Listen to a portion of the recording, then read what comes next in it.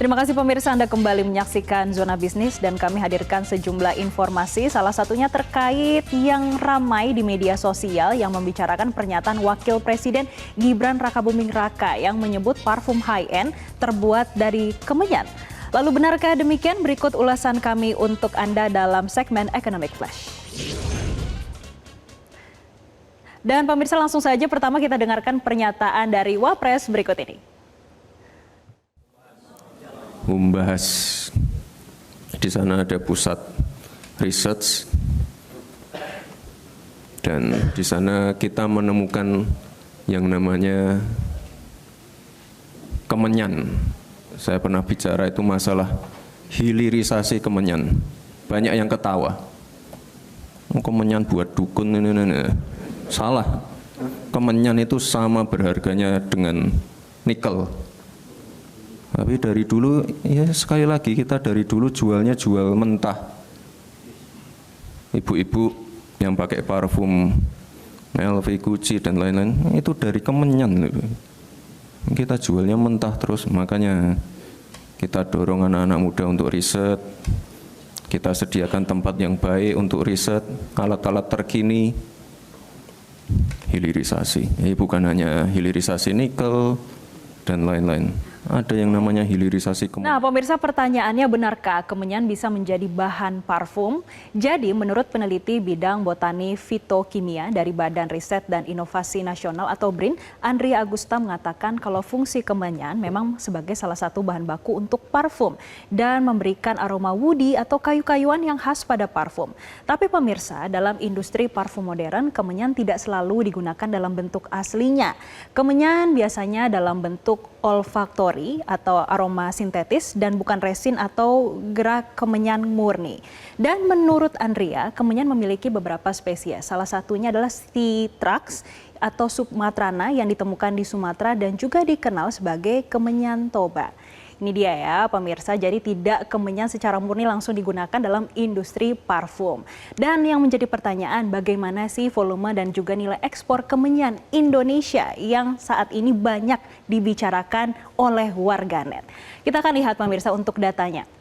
Jadi menurut dari Badan Pusat Statistik atau BPS, volume ekspor kemenyan pada tahun 2024 ini pemirsa mencapai 43.000 ton. Kalau kita bandingkan dengan tahun 2023 memang terjadi penurunan. Karena di tahun 2023 tercatat 45.000 ton. Meskipun mengalami penurunan, pemirsa, kita akan melihat dari sisi nilainya. Jadi ada penurunan volume ekspor tapi nilai ekspornya naik dari 49 juta dolar Amerika Serikat menjadi 52 juta dolar Amerika Serikat. Tapi pemirsa, hingga saat ini Indonesia hanya mengekspor kemenyan dalam bentuk resin atau barang mentah tanpa pengolahan lebih lanjut. Oleh karena itu nilai tambahnya masih rendah meskipun volume ekspornya besar. Dan Styrex benzoin memang banyak digunakan dalam industri kosmetik, makanan hingga kedokteran. Jadi nggak cuma digunakan dalam industri parfum, tapi bisa juga digunakan sebagai perasa dalam minuman, permen karet hingga puding. Sedangkan untuk dunia anestesi dan juga kedokteran, kemenyan digunakan sebagai perekat nih untuk melindungi luka dan juga meningkatkan daya rekat pita serta perban bedah. Nah, sudah melihat terkait dengan data dari Badan Pusat Statistik terkait dengan volume dan juga nilai ekspornya. Lalu mana saja negara tujuan ekspor utama komoditas kemenyan? Oke, kita sudah merangkum ada 5 negara yang sudah kami lihat nih datanya. Yang pertama dari Indonesia ini untuk mengekspor kemenyan ke India, porsinya 42,9%, kemudian disusul dengan Vietnam, datanya 13,7%, Tiongkok 9,1%, Bangladesh 4,1%, dan juga Singapura 4%. Tapi ini baru top 5-nya nih pemirsa. Kalau kita melihat atau membreakdown lebih jauh lagi, ada Arab Saudi, ini 3,6%, Pakistan 2,6%, Inggris tercatat 2,3%, Uni Emirat Arab 2,2%, Malaysia 1,9%, dan juga Jerman, ini 1,5%.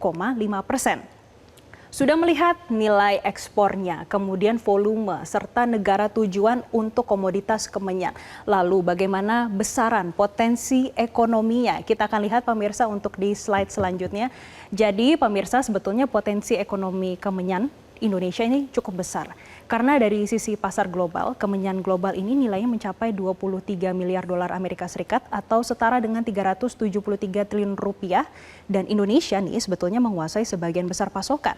Berdasarkan data di tahun 2024, tadi sudah kami paparkan, volume ekspor ini mencapai 43 ribu ton dengan nilainya mencapai 52 juta dolar atau setara dengan 847 miliar rupiah. Meskipun sedikit menurun dari 45 ribu ton di tahun 2023, nilai ekspornya naik dari 49,5 juta dolar menjadi 52 juta dolar Amerika Serikat di tahun 2024. Apa artinya pemirsa? Ini menunjukkan kenaikan efisiensi pada nilai jual. Maka dari itu diperlukan hilirisasi kemenyan di Indonesia agar memberikan nilai tambah. Dan ini sudah sesuai dengan pernyataan dari Wapres Gibran. Jadi pemirsa, ini yang ramai dibicarakan terkait Wapres Gibran yang mengatakan kalau kemenyan sama berharganya dengan nikel, tapi dari dulu kita menjualnya masih mentah. Nah, jadi menurut Wapres Gibran, kemenyan ini hingga saat ini belum ada roadmap secara formal dari Kementerian Perindustrian terkait dengan hilirisasi kemenyan. Tapi pemirsa, kalau kita melihat lebih detail lagi dari Ditjen Industri Agro, mereka sebetulnya sudah memiliki fokus ini untuk pengembangan minyak atsiri dari kemenyan dan juga penciptaan peta digital serta genom pohon kemenyan ini untuk mendukung produksi lokal. Berbeda ya pemirsa kalau kita di sini masih menjual barang mentahnya. Kalau kita bandingkan dengan negara tetangga, ini sudah ada yang mengembangkan hilirisasi kemenyan benzoin resin ini dalam bentuk nilai tambah melalui pengolahan lokal. Kira-kira mana saja sih negara tetangga kita tersebut? Kita lihat di slide selanjutnya pemirsa. Oke, jadi ada dua negara terdekat, salah satunya Laos, ini menjadi salah satu pelopor hilirisasi kemenyan sejak tahun 1990-an. Nah, pemirsa, sejak tahun 1990-an, Laos sudah menjalankan kerjasama teknis FAO yang fokusnya pada silvikultur, pengolahan dan juga pemasaran benzoin, ini untuk meningkatkan pendapatan komunitas penghasil kemenyan. Tidak sampai situ saja, Laos juga memiliki kolaborasi dengan perusahaan parfum Givaudan. Ini untuk membantu proses resin menjadi resinoid untuk parfum dan juga kosmetik, sehingga bisa membawa keuntungan ekonomi langsung ke petani dan juga mendukung keberlanjutan sosial ekonomi di Laos. Itu yang pertama untuk di Laos ya pemirsa, jadi ini adalah bentuk hilirisasinya dan juga model produksi serta pasar di Laos untuk industri ataupun dari komoditas kemenyan itu sendiri. Kemudian kita akan melihat bagaimana dengan Vietnam. Jadi tidak hanya Laos, Vietnam juga memiliki fasilitas pengolahan fractionated benzoin extracts yang sudah memenuhi standar pasar Eropa. Kalau kita lihat yang dari model produksi dan juga pasar di Vietnam, ini pasokannya premium ke kosmetik Eropa dan juga kosmetik global. Sedangkan pemirsa kalau kita bandingkan dengan Indonesia yang menjadi produsen utama Sumatera benzoin, kita belum memiliki industri hilirisasi yang matang, tapi memang sejauh ini kita sudah menjajaki model hilirisasi berbasis komunitas dan juga teknologi distilasi sederhana. Sebagaimana ini sudah dicanangkan pemerintah dalam belakangan ini.